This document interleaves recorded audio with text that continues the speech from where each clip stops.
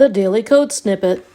So yesterday we showed that the A of the RGB color space is for controlling opacity.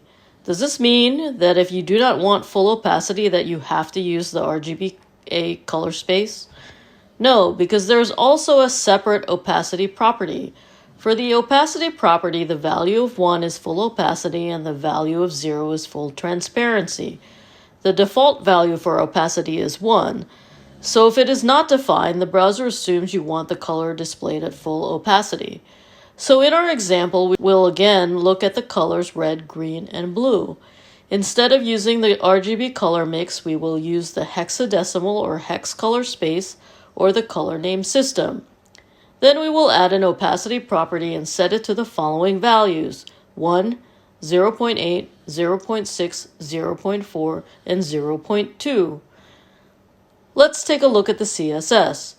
For the color green, we are using the color name instead of the hexadecimal color code. On the left, we see our CSS declarations for the background color for red, green, and blue.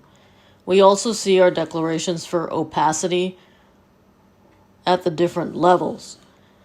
So when we take our class selector, we're going to apply the two different declarations to the selector.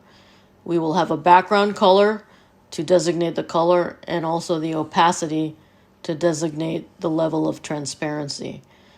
And at the lower right, you see an example in our CSS where we have named a class selector to be red opacity 60 for a background color of hashtag FF0000, which is red, and opacity of 0.6 or 60% opacity. And this is how it would display.